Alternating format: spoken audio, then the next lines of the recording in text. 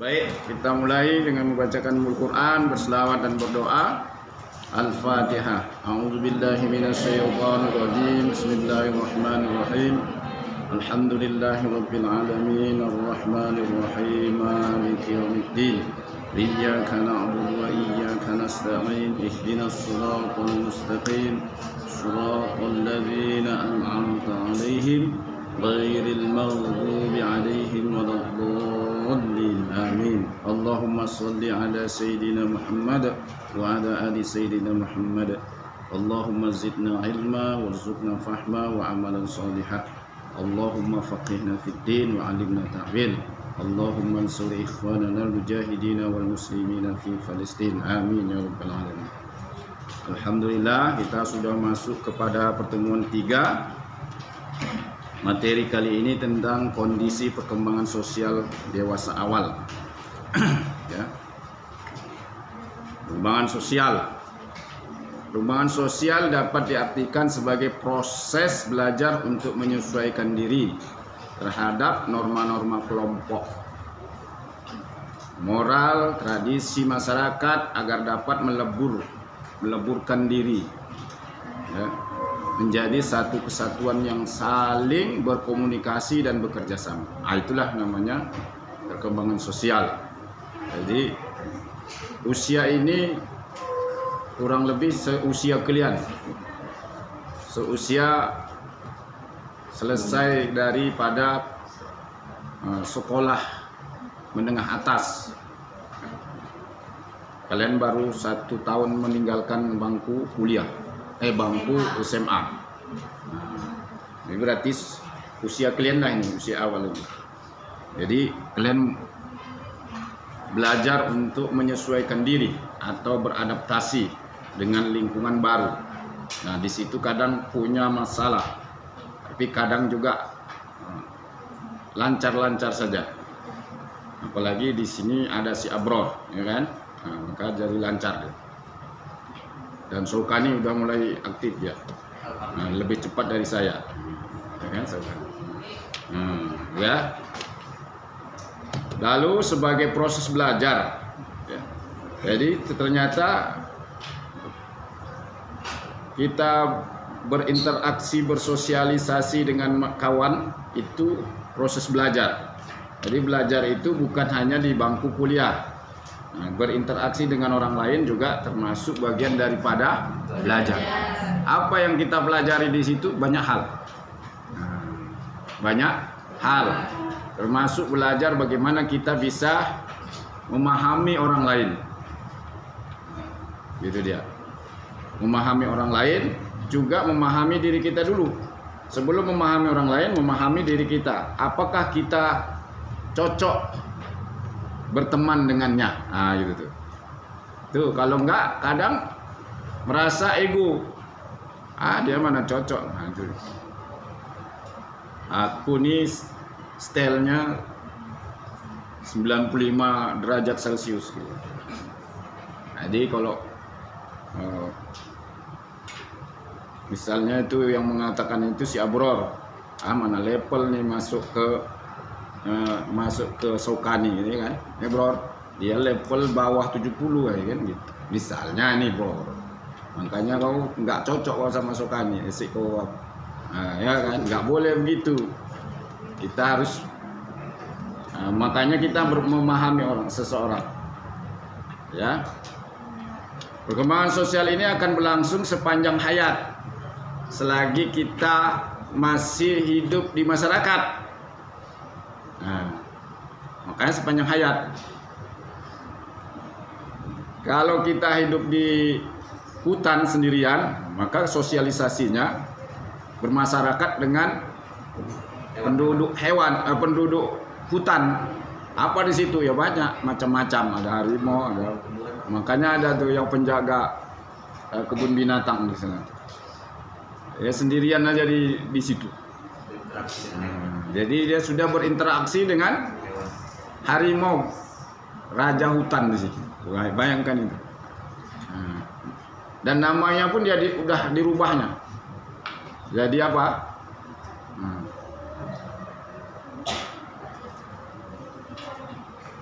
siapa tuh yang Tarzan. Nah, Tarzan dari Kota Medan. Nah, itu udah ada tuh di YouTube-nya. Bapak kok tahu aja Pak? Ya iyalah, itu gara-gara media sosial ini sehingga kita tahu. Nah, sosmed ya sepanjang hayat sesuai dengan usia perkembangannya.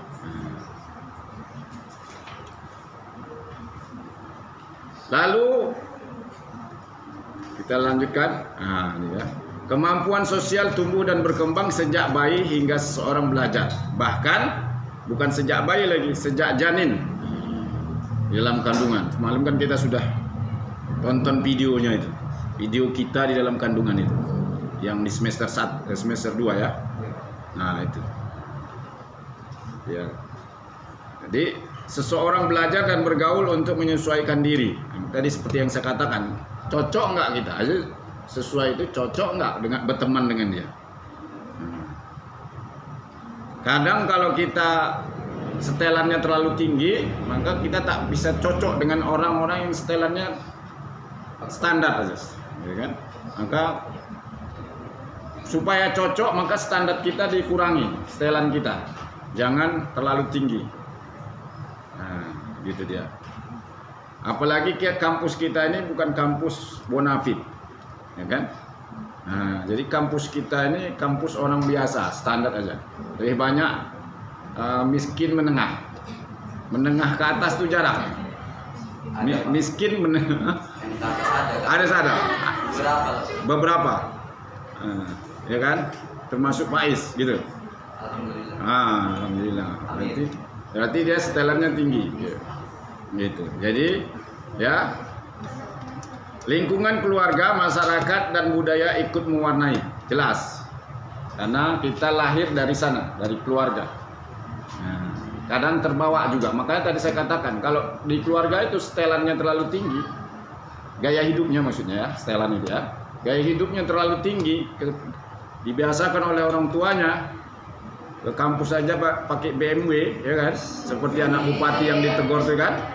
Dari SMP sudah dikasih mobil.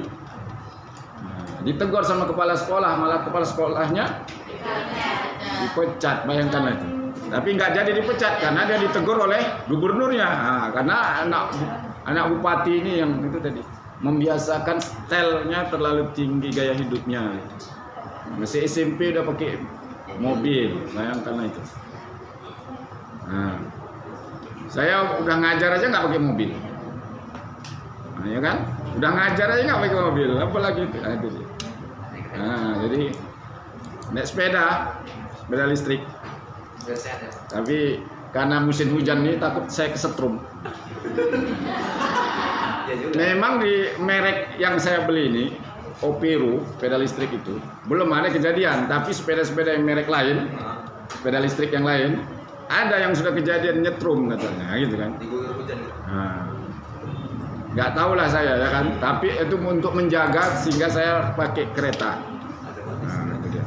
Untuk menjaga, mana tahu pas pula naasnya kepada kita ya kan? Nggak tahu kita. Jadi makanya sebelum terjadi kita. Jadi sekarang karena musim hujan saya pakai kereta bensin, nggak lagi pakai sepeda listrik. Sebenarnya enak pakai sepeda listrik tuh, tak tidak polusi suara, tak polusi udara, tak polusi apa lagi, tak pakai minyak, tidak pakai slender, nggak bayar parkir, nggak pakai STNK. Nggak pakai helm nggak apa-apa, nggak pakai SIM nggak apa-apa. Nah,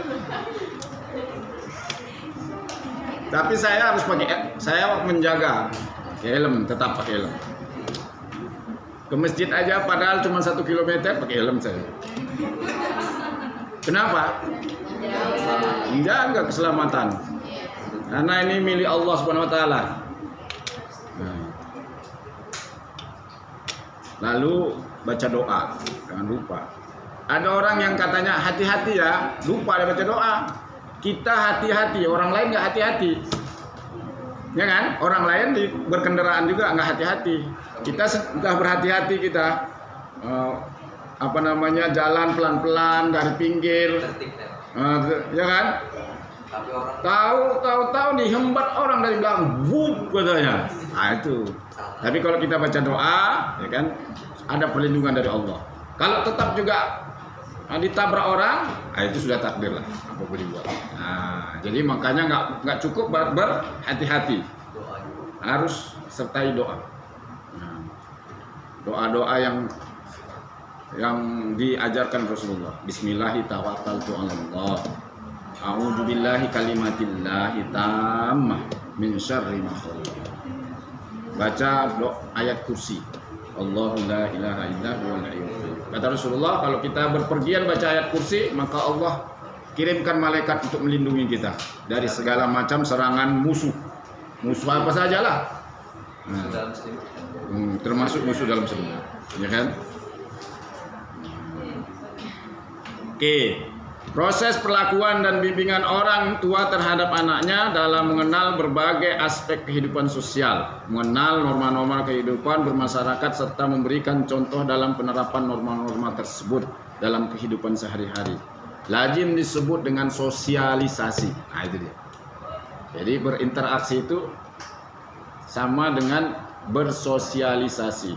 Apalagi kalian di kampus dengan suasana yang berbeda dengan sekolah waktu itu, maka itulah kita perlu perkenalan. Itu namanya sosialisasi. Nah, dalam Islam namanya apa? 3S ya. 3S apa 4S? Senyum, sapa, salam,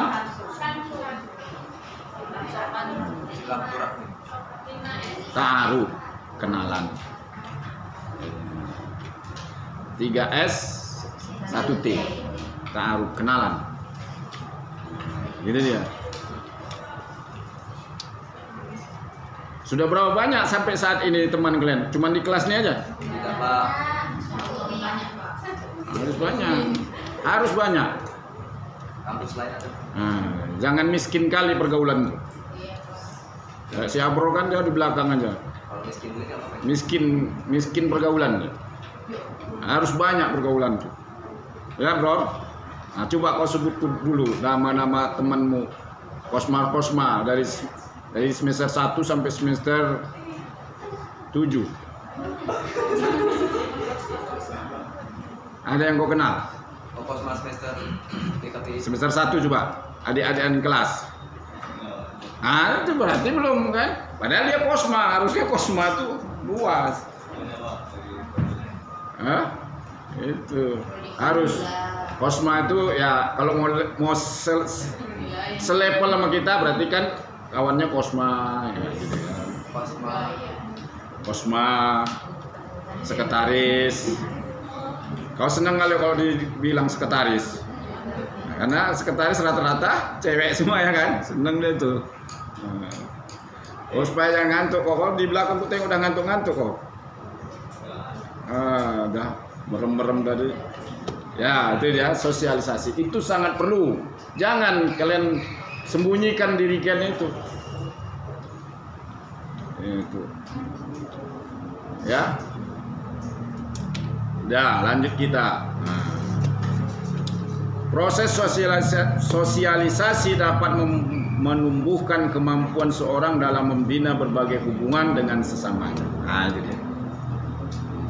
Sesama manusia ya, bukan sesama jin. Baik dalam keluarga, teman sebaya maupun dengan masyarakat. Perkembangan hubungan sosial seorang berubah sejalan dengan perkembangan usia dan kemauannya. Nah, jadi itulah proses belajar itu sesuai dengan usia kita. Jadi belajar itu tidak hanya belajar tentang mata kuliah saja. Lebih banyak kita sesungguhnya belajar tentang makna kehidupan. Nah, coba ini kuisnya nih. Bagi Abror, menurut kamu, gak usah kamu kutip-kutip dari mana. kamu ini definisi apa makna hidup bagimu? Makna kehidupan bagimu. Ayo silakan. Ungkapkan itu. Ini kuis. Kau semalam minta kuis, nggak dikasih merajuk dia. Coba, Ror. Makna kehidupan bagi dirimu?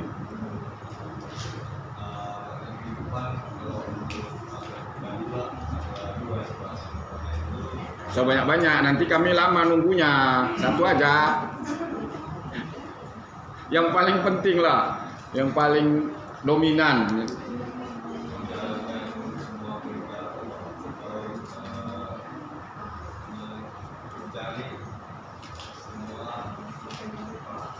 Apa ya kau nih? Nggak ngerti kami apa makna. Berarti kan dia masih ngantuk dia nih. Belum, ini minum. Minum. Ini nanti saya alihkan ini kuisnya Sama saya. sama orang lain sampai yang nunjuk. Nah, dialah kalau gitu. Itu kan ke pribadi. Ya iyalah pribadi. Pokoknya masing-masing. Saya juga tahu, Pak.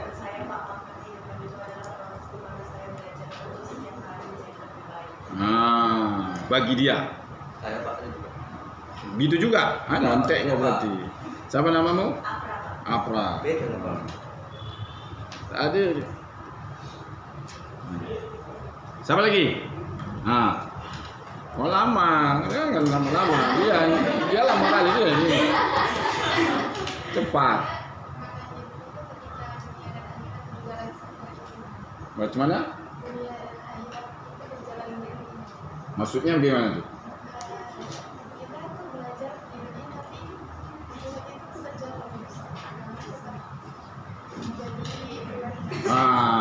Itu dia, bro. Ini bisa nih kau jadikan calon istri, bro.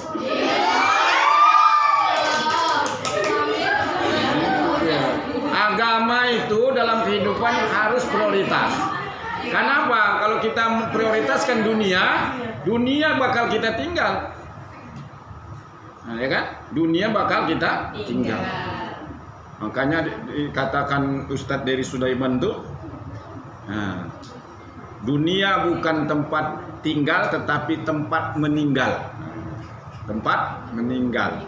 Ya, itu dia. Akhiratlah tempat tinggal kita. Dan memang asal kita dari nenek moyang kita pun asalnya dari sana. Kecuali asal usul si Abror ini. Enggak tahu deh. Siapa namanya? Hah? Jaifa. Nomor berapa? Muzaifa nomor 31. Enggak ingat dia. Kan nih. Ya, coba. Kalau menurut saya Pak, makna kehidupan itu adalah ketika kita gagal itu nggak boleh langsung putus asa, harus bangkit lagi, harus coba lagi. Karena dari diri saya pribadi saya juga merasakan itu Pak. Dimana nggak ada kepedulian orang lain Pak tentang kegagalan kita, jadi kita harus berpegang teguh sama diri kita sendiri. Ya, orang lain tak peduli, tapi kita peduli. Kalau bukan kita siapa lagi? Dan kita belajar dari kita di saat kita bayi bisa duduk, bisa berdiri, jatuh, diri lagi, nggak pernah bosan kita, nggak pernah menyerah. Terus kita bisa melangkah, 1-2 langkah jatuh, apa kita males lah berjalan lagi, nggak pernah kita. Jadi bayi itu begitu, terus dia berlatih, akhirnya bisa berlari, bukan sekedar hanya. Nah itu syarat kehidupannya. Oke, Pak Is. Nomor 20. Sokani? Kok diam aja mau? Ngantuk juga kok nampaknya. Hujan. Saya makna kehidupan itu Kak, menikmati setiap peristiwa atau momen yang terjadi dalam hidup dan menciptakan kebahagiaan melalui hal-hal yang sederhana. Coba contohnya yang pernah kamu alami. Karena kebahagiaan itu kan bukan dicari ya Pak, tapi diciptakan. Nah, misalnya kayak saya nih, saya kan ayah kandung saya udah meninggal kan Pak. Jadi tuh sedih, membuat saya sedih. Nah, karena dari itu saya mencoba menciptakan kebahagiaan dari hal tersebut supaya saya nggak sedih gitu Pak. Contohnya itu lebih saya lebih sayang sama ibu saya. Pokoknya saya harus membahagiakan ibu saya harus jadi orang sukses. Jadi ada ayah sambung nggak? Ada. Udahlah bahagia lah itu berarti kan. Nah, itu. Tapi kan beda Pak. Hah? Beda ya? Oke, siapa nama Mam? Alfian Nurida Pak. Hah? Alfian Nomor? nomor 3. Lagi? Yang belakang sana.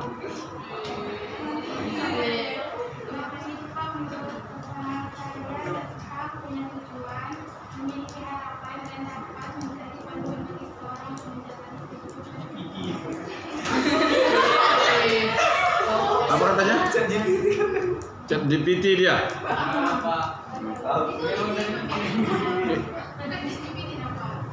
Nanti Chat GPT. Oh itu nyontek. Masa disuruh memaknai kehidupan aja nyontek ke GPT. Betulnya, kok tadi bolak-balik nengok ke bawah. Siapa namamu? Siapa namamu? Hah? Nazmi Munawwaroh. Munawwiroh. Nah ini yang enggak turun-turun nih. Ya. Menurut saya makna kehidupan itu adalah belajar menerima. Nah. Karena apa yang kita inginkan tentu itu yang terbaik. Ya. Belajar menerima. Menerima segala kekurangan. Oke, siapa namamu? Laila Saadah. Jadi nanti seandainya jodohmu tidak sesuai dengan harapan, harus kamu terima. Betul tuh Pak. Misalnya seperti Abror dapatmu, harus kamu terima dengan segala keikhlasan dan ketulusan dan segala kekurangan Abror, ya kan? Nah, seneng kali Abror tuh, ya kan? Harus. Siapa namamu tadi? Lupa saya. Nomor berapa? 24. Nomor 4. Nomor 4. Ada lagi? Makna hidup bagi saya itu ketika saya bisa bermanfaat bagi orang banyak, apalagi terutama orang-orang sekitar. Iya, apa hadisnya? Nggak tahu loh Pak. Duh. Saya pikir kamu nyontek hadis Rasulullah. Enggak Pak. Ya kan? Itu Pak, menurut saya nggak guna loh hidup ini kalau tidak bermanfaat bagi orang-orang sekitar. Tapi jangan sampai dimanfaatkan oleh Faiz. Nanti lama-lama karena kamu biar supaya bermanfaat bagi orang lain, nanti dimanfaatkan si Faiz. Ya Pak, kalau tolong itu neng orang-orang jangan dimanfaatkan. Jauh ya. Bermanfaat terus. Iya, siapa namamu? Fitri Pak. Fitri. 33 Pak. 33. Oke. Apa hadisnya itu? Khairun nas anfa'ahum binnas. Siapa namamu? Desi. Dua terakhir. Zafiro. Maka waktu anak saya mau mau masuk kuliah, dia dari awal dia bilang begini, boleh nggak Buya saya milih kedokteran? Boleh aja kalau bisa beasiswa, saya bilang kan, karena kedokteran biayanya luar biasa beratnya. Baru masuk aja ke dia sekarang ini masuk di Muhammadiyah, UNSU. Kemarin ngetes di sini mahal kali, nggak sanggup, perempuan. Nah, jadi saya bilang gitu kan. Terus menurut Rasulullah yang paling banyak manfaatnya itulah orang yang paling baik. Dokter memang manfaatnya banyak, tapi tidak sebanyak guru. Nah, dokter satu hari paling bisa dia nanganin orang 10 orang itu udah kelelahan lah itu. Jadi 10 orang yang bisa ditolongnya, ya kan? Nah sedangkan guru sekali ngucap, sekali kecap gitu aja sudah berapa orang yang bermanfaat dari ucapannya. Nah macam saya lah, kalian mendengarkan begini banyak orang, banyak, ya kan? Nah itu dia, maka saya motivasi seperti itu. Nah sekarang dia ngambil di PAI Muhammadiyah UMSU. Nah itu, makanya bersyukur kalian. Nah, bersyukurlah menjadi guru itu. Yang dimaksud Rasulullah itulah orang-orang yang banyak manfaatnya, itulah yang dikatakan orang yang terbaik. Nah, gitu kan. Apalagi yang kita ajarkan itu yang bermanfaat untuk dunia akhirat, gitu kan?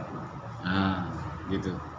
Memang dokter bisa dia menolong orang, tapi di dunia aja.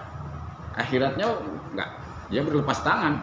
Sedangkan kita nih, ya kan, dosen atau guru-guru agama bermanfaat ya untuk dunia akhiratnya, terutamanya akhiratnya. Nah itu dia, itu yang dimaksud tadi, khairun nas anfa'ahum linnas. Itu yang dimaksud Rasulullah itu.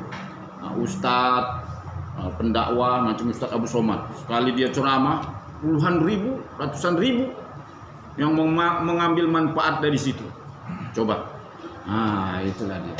Makanya kalian bersyukurlah. Jadi dibilangnya juga setelah masuk kemarin baru 4 hari masuk di sana. Enak kali lah yang di kedokteran Buya katanya. Mereka PBAK-nya nggak kepanasan karena di gedung fasilitas. Iyalah memang, karena uang masuknya aja 90 juta. 90 juta uang masuknya saja. SPP-nya 100 berapa semalam dia bilang? 150 juta. SPP-nya. Nah, 1 semester.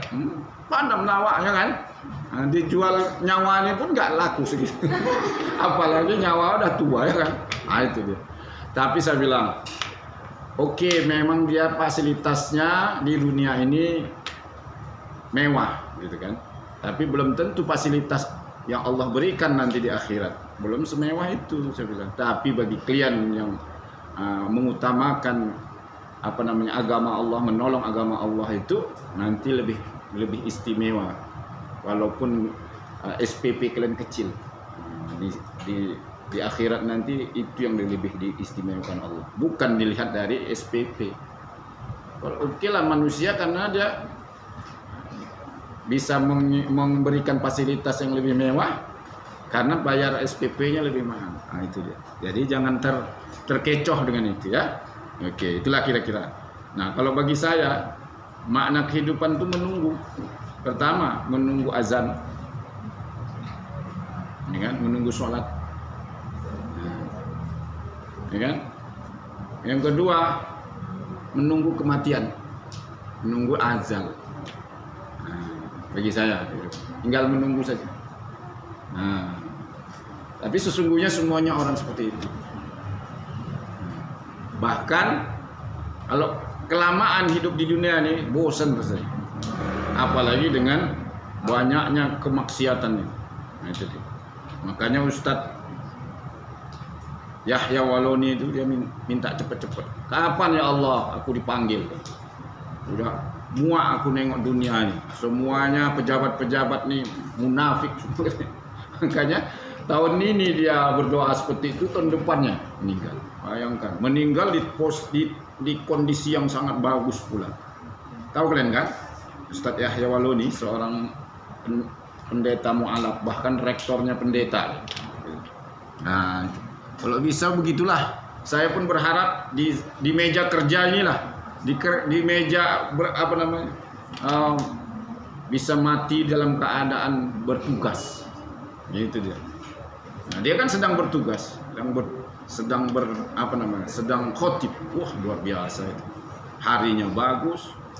Jumat sedang khotib Jumat, Masya Allah. Di hari Jumat tambah lagi hari apa itu dulu? Idul Fitri apa Idul Adha? Idul Adha ya? Luar biasa. Nah, itulah dia. Oke, kita lanjutkan.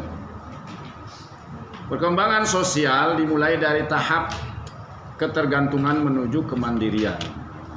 Itu semalam sudah kita kupas bagaimana seorang dewasa awal itu harus bisa mandiri ya. Kalian sudah masing-masing mengungkapkan kepribadiannya tentang mandiri itu. Ya. Terus selain itu perkembangan sosial anak juga dipengaruhi oleh warna lingkungannya. Nah, ini juga ya lingkungan, makanya semalam juga sudah kita singgung-singgung ya. Kalau lingkungannya gitu kurang baik untuk perkembangan kita, itu bagus kita pindah dari lingkungan itu, karena nanti akan terbawa karena lingkungan, misalnya lingkungannya di situ narkoba semua, kita bertahan, kita bakal terdampak. Kata Rasulullah, kamu mau melihat dirimu seperti apa kawanmu, gitu deh. Kalau kamu berteman dengan orang penjual minyak wangi, maka kamu sedikitnya mendapatkan wanginya. Tapi kalau kamu berteman dengan maling, pasti kamu sedikitnya mendapatkan buruknya. Ini kan temannya nih, dia semalam tuh maling jemuranku. Ini kena juga kita, padahal bukan kita yang maling, teman kita. Itulah istilahnya. Ya bro, kau banyak-banyak kau berteman dengan yang bagus-bagus. Sokani temenin, jangan nggak kau temanin. Dia kan malas sekali kau berteman dengan Sokani Putih. Macam anti kau. Padahal dia tuh anak masjid, kan, menjaga masjid. Saking lelahnya dia menjaga masjid itu tak tidur dia, makanya siang jadi tidur dia, malam nggak tidur. Itu. Karena dulu saya pun waktu kuliah S1 di masjid saya tinggal, ya, tapi nggak pernah kesiangan. Masa menjaga masjid kesiangan? Ya, oke, kita lanjutkan lagi. Perilaku ini akan tampak dalam sikap-sikap berikut ini. Ini ya, bersikap minder. Itu ya sebab-sebab kalau lingkungan kita tidak tidak sehat dan itu bersikap minder gitu. Minder ini apa namanya? Tidak percaya diri ya, tidak pede dengan. Saya juga termasuk ya, saya termasuk yang nggak percaya diri kalau berteman dengan pejabat. Itu dia, nggak level saya itu. Khawatir nanti mereka meledek saya gitu kan, jadi lebih bagus menjauhi aja. Tapi kalau mereka memanggil saya, ya kita datang, bukan kita itu banyak pejabat-pejabat di UIN ini rata-rata waktu teman-teman saya, ya kan, misalnya dekan Saintek, Profesor Dr. Misiono, itu teman akrab saya, masuk menjadi dosen pun sama kami. Itu dia. Tapi karena sudah dia menjadi pejabat, saya udah narik diri lah, nggak lepas. Nah, itu termasuk sikap yang minder. Egois dan senang mendominasi orang lain. Nah, ini juga nggak boleh. Nah, ini ya, egois, ya. Senang menyendiri, itu macam si Abror, senang dia sendiri itu belum nggak boleh juga. Tapi di saat kita bertawajuh, taqarrub ilallah, boleh. Taqarrub ilallah boleh menyendiri, tapi menyendiri jangan main HP awak di situ ya kan. Kalau kita berzikir kepada Allah, bagus, boleh kita menyendiri. Kurang memiliki tenggang rasa pada orang lain. Apa itu tenggang rasa? Tidak peduli dengan orang lain, dengan tetangga, dengan kawan. Padahal kawannya sebelah kelaparan, dia nggak tahu. Nah, itu namanya kawan sebelah nggak punya pulpen, dia pura-pura nggak tahu aja, minjem nggak dikasih. Nah, itu. Akhirnya kawannya tetangga dicurinya, ya kan? Tuh. Apalagi kurang mempedulikan norma dan perilaku maladjustment atau ketidakmampuan beradaptasi. Nah, sering dijumpai dalam diri usia dewasa awal. Harus adaptasi. Apakah pernah kalian mengalami itu? Pernah Pak? Pernah? Siapa yang pernah? Biar kita cari solusinya. Bagaimana? Apa yang pernah kalian alami? Nggak bisa beradaptasi Kurang beradaptasi, tidak mampu beradaptasi dengan lingkungan baru. dengan lingkungan barunya. Dan kira-kira sejak usia kapan lah itu ya terjadi kurang mampu beradaptasi? Atau dengan momen-momen yang apa yang tak mampu beradaptasi? Nah, siapa yang bisa? Siapa yang bisa? Atau yang pernah mengalaminya? Saya pernah mengalami ketika saya berada di tempat satu pindah di tempat lain. Pada awal-awal itu pasti kita agak tidak bisa bersosialisasi sama orang sekitar itu karena yang pertama kita merasa malu karena siapa baru datang kok gitu.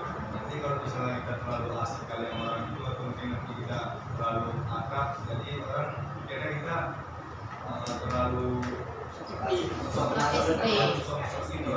Jadi saya bisa bersosialisasi dengan orang-orang sekitar, tapi tidak secepat 1 minggu gitu Pak. Tapi yang saya alami, saya bisa bersosialisasi itu sekitar 1 bulan jika berada di tempat itu atau 2 bulan.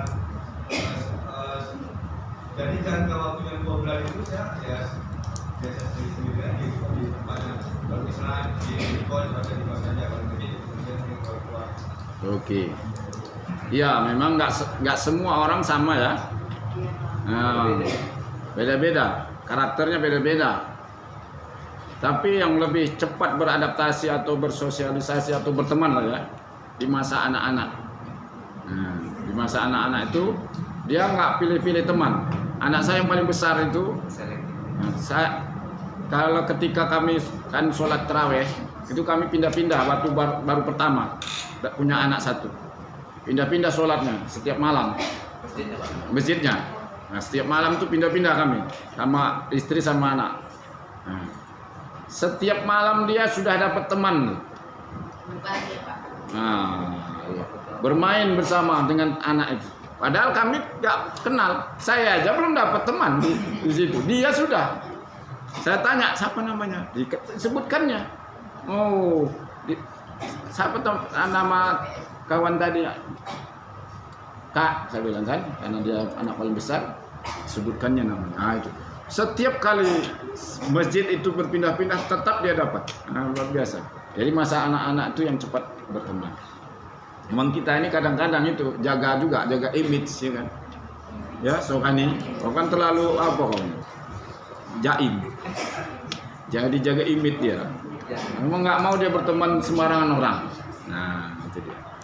Tapi ya memang Rasulullah juga melarang kita mau berteman dengan sembarang orang. Karena itu tadi, kalau kita salah memilih teman, akhirnya kita berdampak. Padahal bukan kita yang melakukan perbuatan itu, tapi berdampak itu. Nah itu. Maka pilihlah orang yang selalu mengutamakan kebaikan, yang mengarahkan. Nah, satu pertanyaan lagi. Menurut kalian, teman sejati itu, ya, teman sejati itu seperti apakah? Yang mengingatkan sholat, Pak. Ya? Yang mengingatkan sholat, Pak, sama-sama membuat kebaikan. Oke, sama namamu? Kira-kira, Pak. Siapa teman? Ada kawanku. Sholat juga. Itu, nah, sebelahnya. Saat kita lagi Hah? kita kayak Nah, jatuh dia kasih teman. Terus kita lagi senang dia jadi teman. Jadi dia kalau disapa tuh dia teman. oke. Sama namamu? Lagi satu simpan, lagi 29 Pak. Umur 29. Umur 29, Lagi satu simpan. harahapnya nih. Oke. Nah, siapa yang belum pernah dapat? Kita urut aja ya dari bawah. Dari bawah. Nadia mana? Nggak ada. Yang tunjuk tangan ini lah Pak. Mau dia. Fitri Handayani. Udah Pak. Nggak mau. Tidak Pak. Tidak Alexa. Maulidia. Mana Maulidia? Saya Pak. Mana? Apa menurut kamu teman sejati itu apa? Jadi itu apa? Teman sejati itu yang selalu ada sama sih Pak. Di saat susah dan senang. Dia tidak ada apa? Dia tidak hanya saat senang aja, tapi saat susah juga ada. Oke. Selalu mengingatkan tentang kebaikan. Hmm. Terus kalau misalnya kita lagi gosip, Jangan borong. Jangan diborong. Terus kita naik ke atas yang belum dapat. Dalila. Mana Dalila? Coba. Apa menurut kamu teman sejati? Jangan yang udah disebutkan. Gak dapat. Ida. Coba.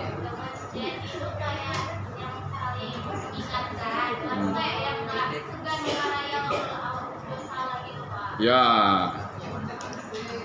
Jangan, ya kan? Jangan hanya mengiyakan saja padahal dia melakukan kesalahan. Nah, jadi teman sejati itu yang selalu mengingatkan ketika kita melakukan kesalahan.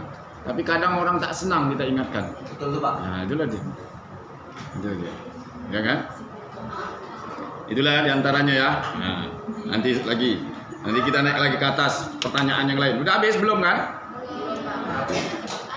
Lalu berakhirnya masa remaja justru seseorang dalam pola kehidupan orang dewasa seperti karir dan kehidupan perkawinan, menyebabkan hubungan dengan teman-teman sebayanya semakin renggang.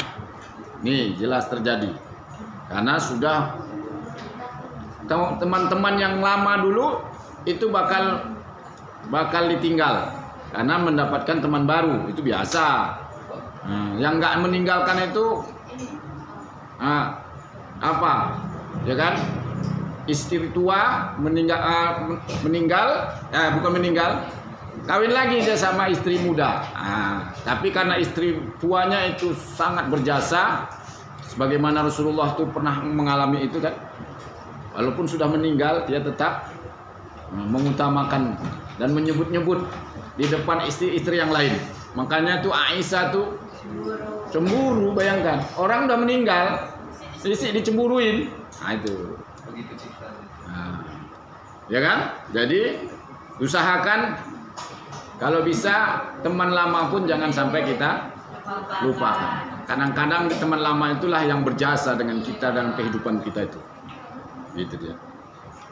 Lalu bersamaan dengan itu keterlibatan dalam kegiatan kelompok di luar rumah semakin berkurang seiring kesibukan meniti karir. Nah, setelah selesai kalian S1 ini mulailah meniti karir.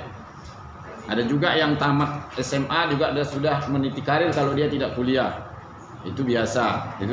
Itulah proses kehidupan itu. Akibatnya untuk pertama kalinya orang dewasa awal akan mengalami keterpencilan sosial atau yang disebut dengan isolation crisis. Itu menurut Erikson. Itu Erikson dulu itu apa? Merek HP. Saya punya HP dulu pertama kali mereknya Erikson. Bisa jadi ngambil dari ini dia, ya kan? Seorang psikolog. Erikson ini kan Erikson, ya. Itu seorang psikolog. Kita lanjut. Betapa berat tantangan dan tugas yang dihadapi usia dewasa awal. Jadi jangan terkejut kalian atau jangan apa istilahnya. Jangan kaget. Saat nanti kalian sudah memasuki dewasa awal yang sudah menjelang akhir. Udah masuk ke mungkin bisa masuk ranah yang baru, ranah pernikahan. Itu jangan kaget. Ya kan? Nikahan. Menurut John P. Dworetsky menyebutkan usia dewasa awal sebagai masa coba-coba. Jangan sama anak kok coba-coba, jangan. Nah, ini Jadi nggak boleh kita coba-coba pula ya kan. Iya, Pak. Masa mau nyari pasangan ibu, coba dulu nikah sama dia. Mana boleh. Masa ya kan? Nah, ini salah menurut saya, menurut si John P. Worski ini.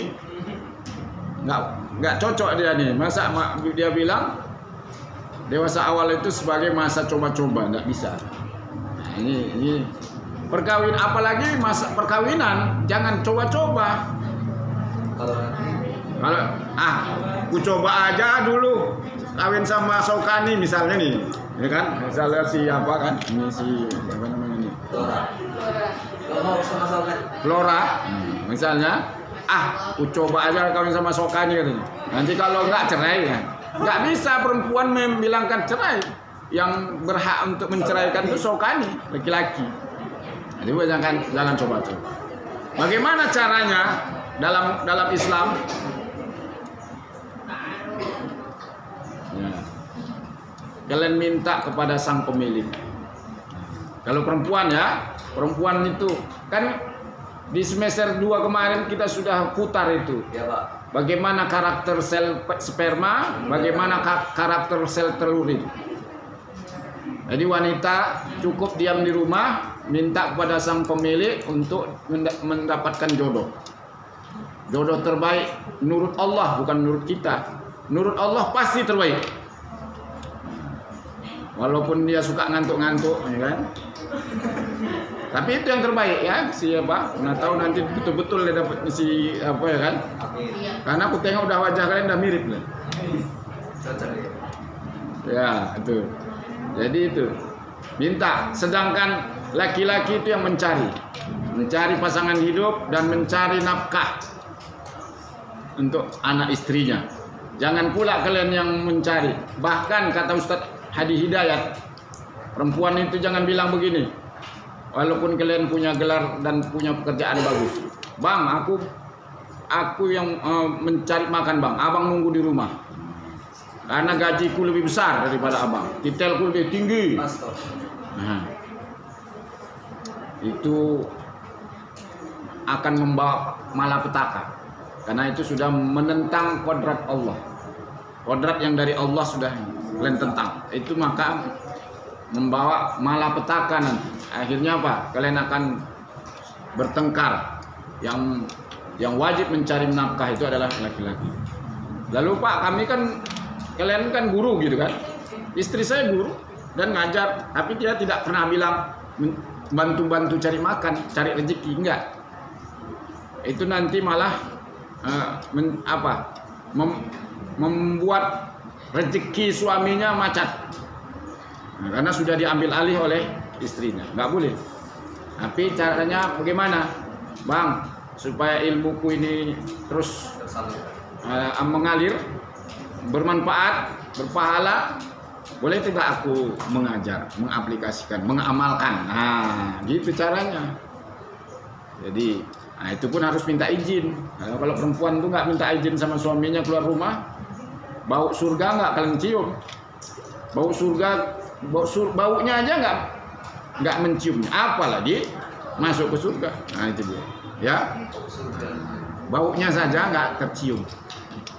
Itu hati-hati. Kita ini tidak boleh hilang dari nilai-nilai Islam. Salah satu nilai kehidupan itu bagi orang dewasa awal itu harus mengerti tentang itu tadi. Kodratnya sebagai wanita. Jangan menentang kodrat yang sudah ditakdirkan oleh Allah. Nah, itu dia. Nah, ya. Lalu pentingnya penampilan fisik. Nah, ini kan sudah semalam saya katakan. Penampilan fisik dalam interaksi sosial juga diakui oleh Elizabeth B. Harlock dan tak mudah dibantah oleh orang lain. Menurutnya fisik yang menarik betapa berat merupakan potensi yang menguntungkan dan dapat dimanfaatkan untuk memperoleh berbagai hasil yang menyenangkan bagi pemilik. Nah itu dia. Apalagi kerja di bank harus penampilan lebih menarik. Kalau kerja di bank penampilan orak-orakan, macam mana? Apalagi di bank syariah, pakaiannya harus hijabnya bagus, senyumnya harus ada. Nah, ternyata orang yang mudah senyum tuh penduduk orang yang penduduk surga. Kalau nggak percaya lihat di surah Al-Qiyamah. Nah, kata Allah di dalam Al-Quran surah Al-Qiyamah, wujuhu yawma idzin nadirah. Nah, itu dia. Penduduk surga itu wajahnya berseri-seri. Orang yang berseri-seri itu pasti mudah senyum. Nah, hati-hati kalian yang nggak payah senyum. Berarti calon-calon bakal penduduk neraka. Apa kata Allah dalam penduduk neraka? Itulah kelang satu ayat lagi. Wa wujuhu yauma idzin basirah. Penduduk neraka itu wajahnya buram, hitam, gelap, merengut aja ditekuk jam 12 malam. Hati-hati nih yang nggak bisa senyum nih, bahaya nih. Nah, ini berarti penduduk neraka lah kalian tuh. Itu dia. Hati-hati ya, ini payah nih senyumnya nih. Senyum. Jangan nggak senyum. Itu dia. Itulah. Hati-hati. Itu bukan kata saya, tapi kata Allah langsung yang Maha Tahu. Ya, oke. Berapa menit lagi? Masih ada berarti. Ya. Sebab-sebab orang yang menarik lebih mudah diterima dalam sebuah pergaulan dan nilai lebih positif oleh orang lain. Dengan kenyataan tersebut, maka orang dewasa awal yang mempunyai penampilan lebih pada umumnya menjadi bahagia, yang lebih mudah menyesuaikan diri dengan lingkungannya dibanding dengan mereka yang mempunyai penampilan yang kurang. Bagi seorang gadis, itu lagi, mereka cenderung memilih teman sesama wanitanya dengan wajah cantik, pintar dan menarik. Jadi cantik itu bukan hanya ditampilkan lewat fisik ya. Gampang senyum tadi juga itu merupakan bagian dari kecantikan yang keluar dari dalam. Apa semalam istilahnya yang saya sebut? Itu dia. Dapat kalian berdua. Siapa namamu? Jafira. Sama? Nomor?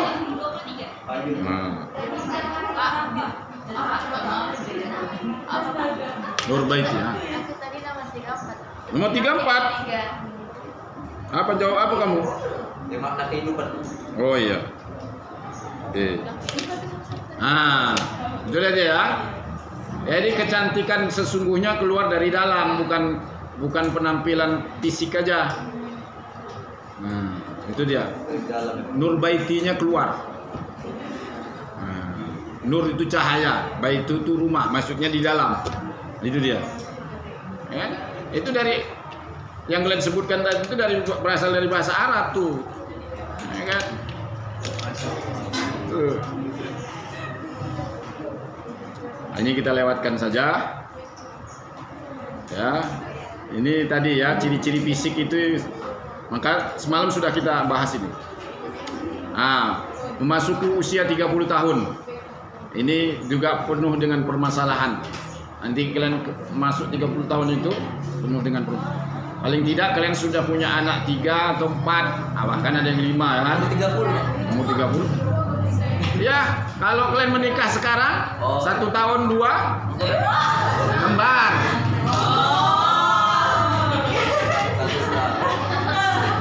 Itu semalam saya tengok di Facebook. Dia melahirkan 5 kembar anak. 5 kembar, Pak. Bayangkan itu. Itu berarti dia orang yang istimewa. Kembar. Oke. Ini juga banyak ya. Harus banyak pengetahuan kita tentang kehidupan di usia 30 tahun itu. Kalau enggak, apalagi di usia 30 tahun bagi wanita baru menikah, itu juga bermasalah. Jangan sampai lama-lama wanita tuh. Kalau laki-laki nggak apa-apa. Saya aja umur 36 baru menikah. Serius. Makanya anak saya baru yang paling besar baru kuliah. Kalau laki-laki nggak apa-apa.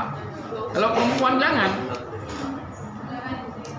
Akan timbul masalah baru.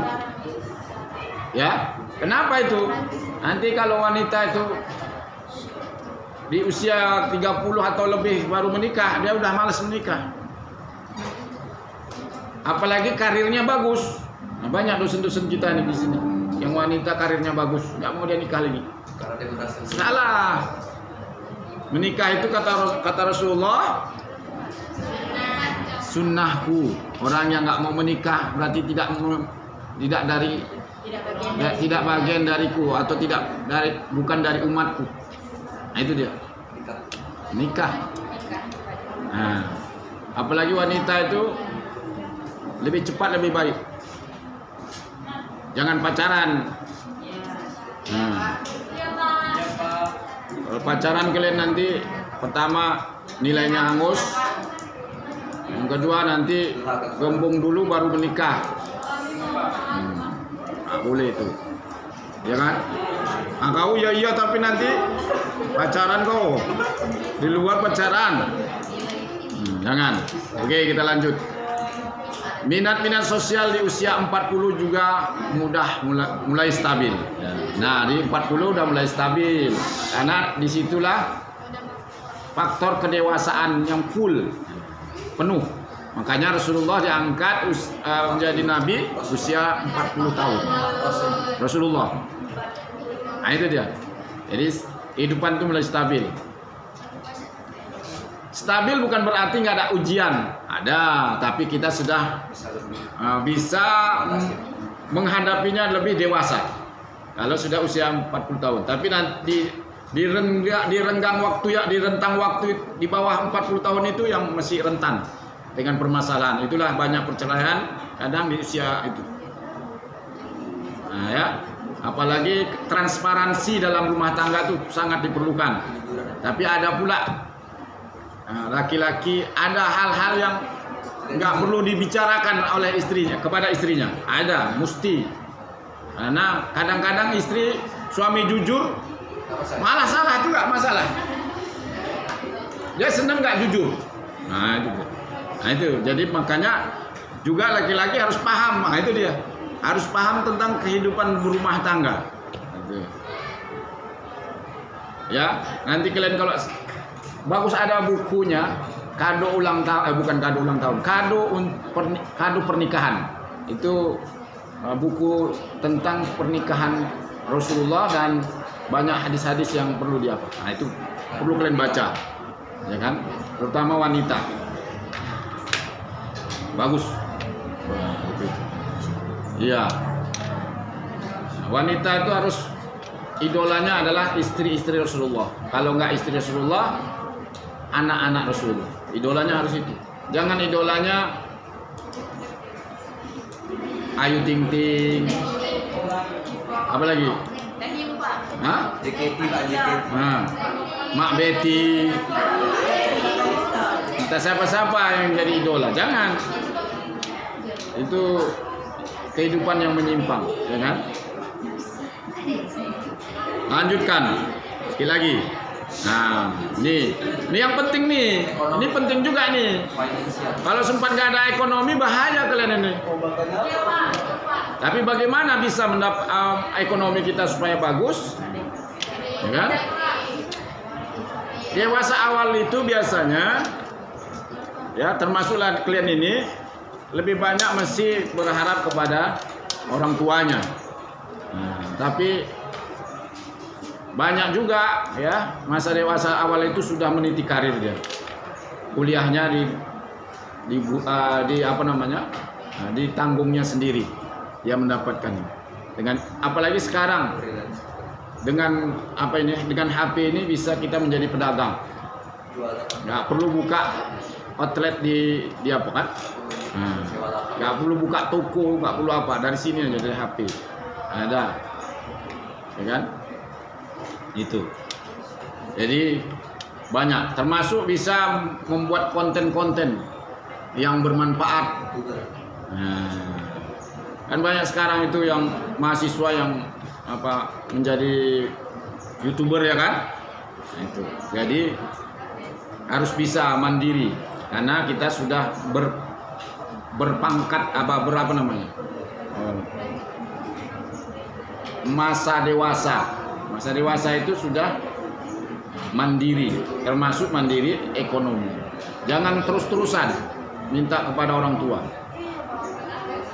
Pak, kami kan perempuan, Pak. Mana bisa? Justru perempuan bisa berkarir dari HP aja, ambil kuliah. Nah, karena produk-produk kecantikan itu paling banyak yang membeli adalah wanita. Nah, nggak usah lah di kalangan luar, kalangan kampus saja kalian aja berapa banyak nih kampus kita. Nah, itu dia. Yang penting punya kemauan. Nah, itu. Bukan kalian membuat produk sendiri, nggak perlu. Kalian cuman fasilitas saja. Nah, itu dia. Ya. Oke, kita lanjutkan. Nah, inilah dia kondisi perkembangan religius dewasa awal. Maka disebutkan di sini masa dewasa awal itu ada yang mengatakan masa pengaturan. Apa maksudnya itu? Apa maksudnya masa pengaturan itu? Tunjuk tangan yang belum tadi. Nah, kita ambil lah ya di atas.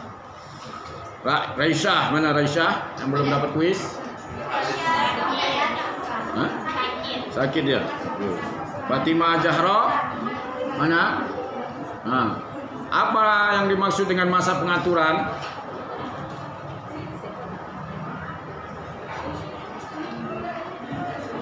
Nggak tahu. Anandita, nah, apa yang dimaksud dengan masa pengaturan?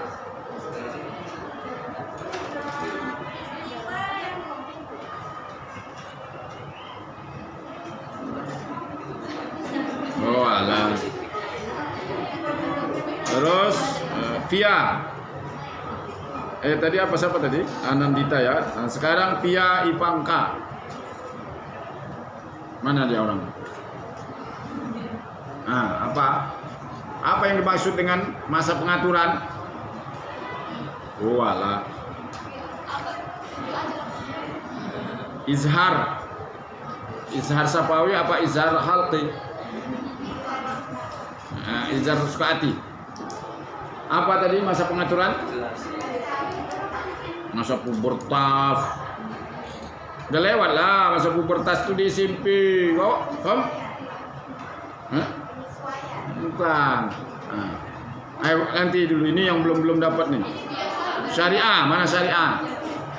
Mana syariah? Waduh. Pertanyaannya aja mesti dibilang. Aisyah Alia. Nah. Kita yang biasanya begadang itu, Pak. Jadi kita mengatur waktu tidur kita jadi yang normal. Yang biasanya tidur jam 1 kayak gitu. Nah, jadi jam 10 itulah masa pengaturan. Oke, ya. Antaranya ya. Aisyah Alia. Flora dan fauna mana? Nah. Masa pengaturan itu masa mengatur kehidupan kita kayak karir, jodoh, kerjaan. Iya, kita yang mengatur sendiri, Jangan lagi orang tua kita, karena kita udah dewasa, bisa mengatur diri sendiri. Cuman kalau ditegur orang tua ya kita terima, itulah namanya masa pengaturan. Ya. Flora, Amelia. Oke. Terus masa bermasalah. Nah, masa bermasalah Najwatul Munawarah. Mana orangnya? Nah, apa bahasa bermasalah itu di masa usia dewasa awal ini? Banyak.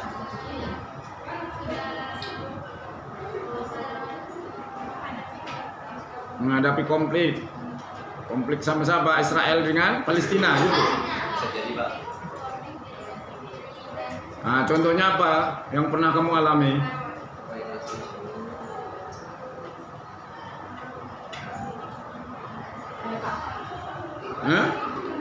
Contohnya apa? Mana mungkin nggak ada konflik kau dengan dirimu sendiri. Kenapa kamu bisa bilangnya? Izin, Pak.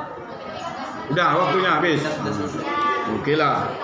Jadi Ya, ini pertanyaan-pertanyaan yang harus ditanya oleh untuk BKPI 2, BKPI 1 maksudnya.